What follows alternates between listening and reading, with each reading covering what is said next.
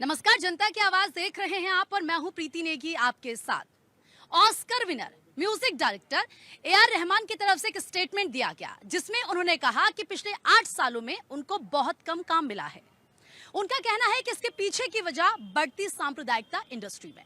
हालांकि जैसे विवाद बढ़ा उन्होंने इस पर माफी मांगी और ये कहा कि भारत से मुझे प्रेरणा मिलती है, भारत मेरा घर है और अगर किसी को ठेस पहुंची है तो उसके लिए मैं माफी मांगता हूं।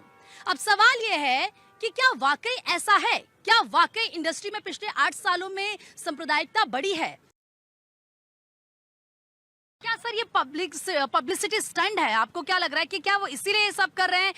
एक तरफ कह रहे हैं पिछले 8 सालों में काम नहीं मिला। इमरजेंसी को लेकर कंगना रनौत की तरफ से कहा गया था कि उनको कहा था कि आप म्यूजिक इसमें दीजिए, लेकिन उन्होंने मना कर दिया था कि मैं इसमें नहीं दूंगा। तो फिर ये क्या है? आपको काम मिलेगा तो आप काम करेंगे नहीं, जब आपको नहीं मिलेगा तो आप कहेंगे कि ये देखिए यहाँ पर तो सांप्रदायिकता हो रही है।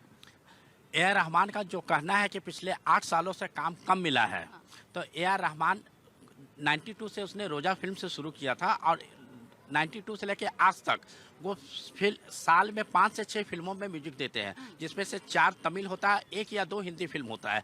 और 95 में उन्होंने पहला फिल्म का दिया था रंगीला।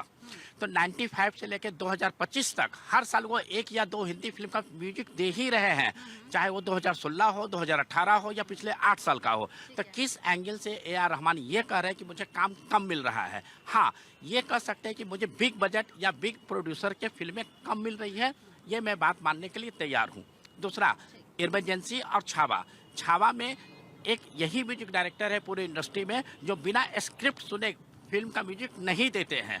तो जब छावा का आपने स्क्रिप्ट सुना तब भी आपको ये नहीं लगा कि विभाजनकारी फिल्म है और मुझे नहीं करना चाहिए? आपने किया, पैसा लिया, उसके बाद आप ये बोल रहे हो। वहीं पर इमरजेंसी आपने बोगस फिल्म, बकवास फिल्म बोल के काम नहीं किया।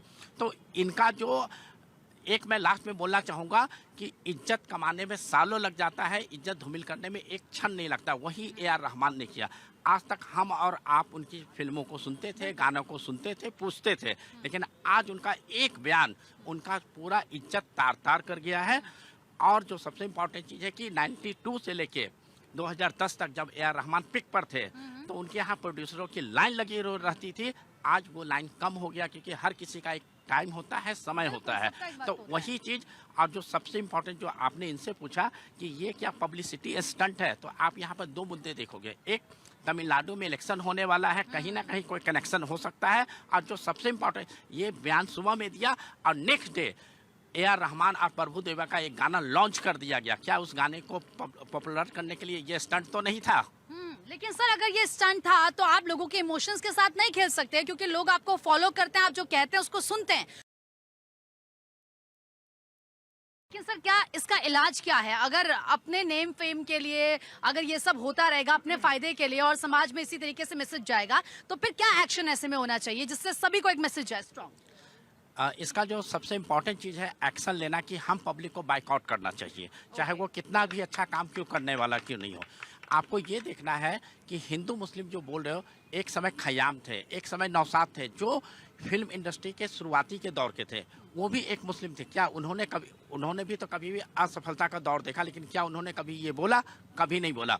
नदीम सरवन एक काफ़ी लोकप्रिय संगीतकार है, उसमें एक हिंदू है, एक मुस्लिम है, लेकिन ये पॉइंट कभी नहीं आया। जितने भी आप लिरिक्स राइटर को देखते हो तो 3-4 का नाम छोड़ दो, चाहे वो आनंद बख्शी हो या आपके शैलेंद्र हो, 3-4 का नाम छोड़ देते हो तो हर कोई मुस्लिम है। लेकिन आज तक किसी और ने तो ये नहीं बोला कि मुझे हिंदू मुस्लिम के कारण काम नहीं मिल रहा। यहीं पर अगर सिर्फ हम म्यूजिक डायरेक्टर की बात करें तो हर किसी का एक 15-20 साल का एक टाइम होता है। जैसे ओ.पी. नैयर 1950 से 1970 तक काम किया, उसके बाद वो डाउनफॉल पर आ गया। आर.डी. बर्मन अंतिम साल के 5-6 सालों तक उनके पास कोई काम नहीं था। तो हर किसी का समय होता है। ए आर रहमान का भी 92 से लेकर 2005 या 2010 तक का समय था। अब वो डाउनफॉल शुरू हुआ है, तो अपने काम को लेने के लिए उन्होंने कंट्रोवर्सी किया और ये बहुत ही गलत है। और मैं इतना ही कह सकता हूँ कि ऐसे व्यक्ति को बाइकआउट करना चाहिए, चाहे उसका कितना भी अच्छा काम क्यों ना हो, क्योंकि इज्जत कमाने में और काम करने में वर्षों लग सकता है, लेकिन आपको धूमिल करने में एक क्षण भी नहीं लगता है। बिल्कुल।